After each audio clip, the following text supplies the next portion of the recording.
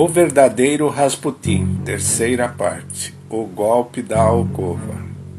Até esse ponto, ficou fácil identificar o verdadeiro autor das loucas rasputinianas. Seu governo tinha um adversário que nunca poderia esquecer, era Gushov. E se houvesse uma lista de inimigos, este estaria no topo.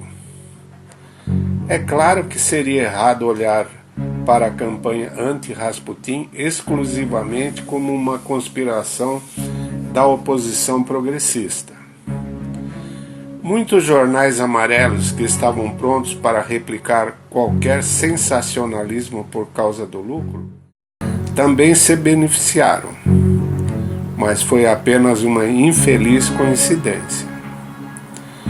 A Duma chamou o plano para desestabilizar o império por meio de mentiras e pornografias de golpe de alcova. Essa estratégia já vinha sendo posta em prática desde a época em que Stolypin ainda era primeiro-ministro. Neste período, Nicolau II enviou uma nota ao Departamento de Polícia para que esse resguardasse a sua imagem e a da sua família. Um pedido despretensioso, se levarmos em consideração que até a mais vigorosa democracia abomina o crime de calúnia e difamação, o qual é considerado algo danoso ao mais humilde cidadão. No entanto, infelizmente, na autocracia, caluniar não é um crime, e sim um direito. Portanto, a polícia teve o cinismo de informar que não poderia fazer nada, pois Stolypin deu instruções que não haveria censura na Rússia. A maldade da imprensa não tinha limites éticos, nem as crianças eram poupadas. No momento da abdicação, havia rumores que Rasputin já tinha escolhido a filha mais velha do imperador como amante. Na época, a princesinha só tinha 14 anos. Rasputin foi caluniado de muitas formas, como espião, impostor, manipulador e charlatão. Porém, o vício mais associado à sua imagem é de cunho sexual. Na verdade, os médicos de Rasputin afirmaram que ele era mais um impotente do que um maníaco sexual. E apenas os mal intencionados não interpretavam de maneira positiva. Algumas mulheres buscaram consolo em suas conversas. Outras queriam atenção, outras buscavam cura, e a maioria era simplesmente curiosa. Ademais, é estranho que com tantas amantes, Rasputin não tivesse filhos ilegítimos. A escolha de uma esposa mais velha e com poucos atributos de beleza e sensualidade também o afasta do estereótipo de um Dom Juan. Não foi encontrada nenhuma evidência de relacionamentos extraconjugais. O inimigo número 1 de Rasputin, o monge Heliodoro, por mais que tentasse, não conseguiu citar sequer um único exemplo convincente de uma amante. Só temos o nome de Maria Vijakova, filha de um senador e babá no palácio. Ela, sem nenhum laudo médico, acusou Rasputin de estupro. Mas vale lembrar que essa acusação só foi proferida após sua demissão. Ela foi demitida por ser pega na cama com um cossaco. Era uma pessoa sem a mínima credibilidade, possuía distúrbios mentais e admitiu ser ninfomaníaca.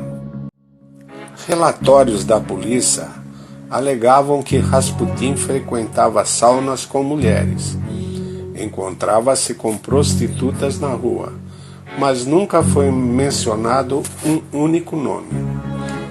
Isso contradiz diretamente os métodos de trabalho da polícia secreta do Império Russo. De acordo com as instruções, o agente deve fichar todos os suspeitos.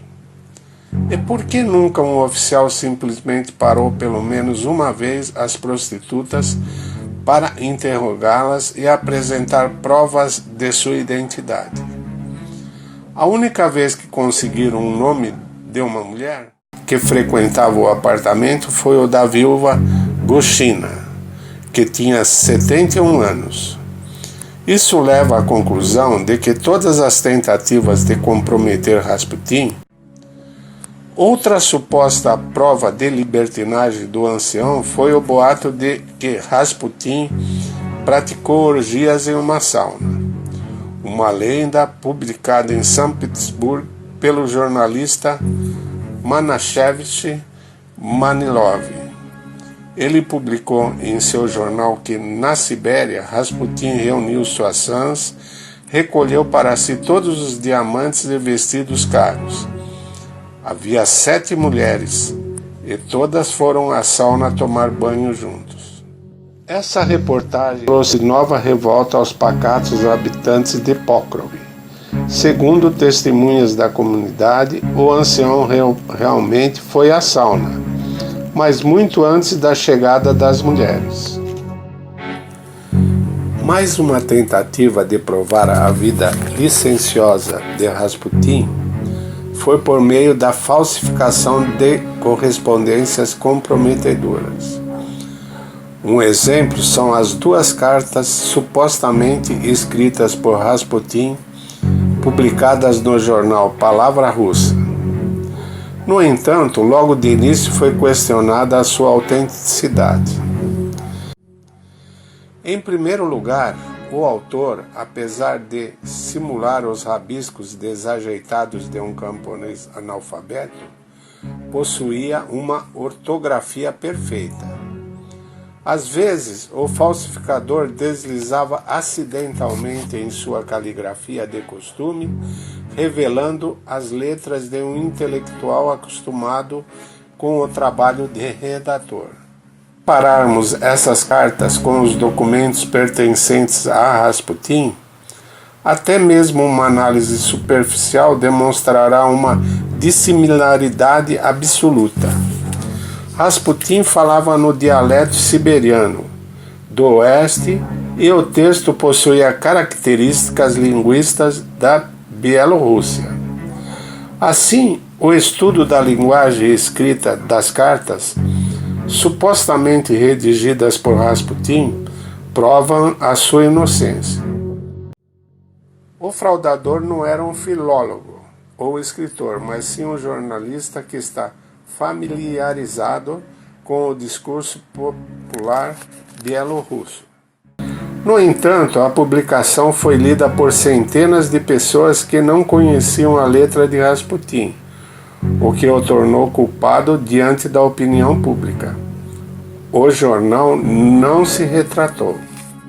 O sucesso do golpe da Alcova deve-se aos aspectos psicológicos e comerciais da época. Como todos sabem, os produtos de teor erótico são altamente vendáveis. No entanto, no início do século XX, a pornografia ainda era um tabu. Então, para enganar os moralistas, foi necessário revestir o material pornográfico com mensagens políticas para que esse pudesse ser vendido e lido sem olhares críticos. Uma pessoa que fosse surpreendida em posse de material pornográfico seria rotulada de pervertido.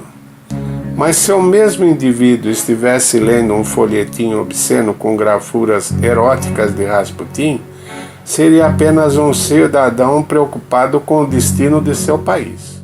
Foi por causa dessa cultura hipócrita que as rasputiniadas ganharam tamanha notoriedade e garantiram tantos lucros.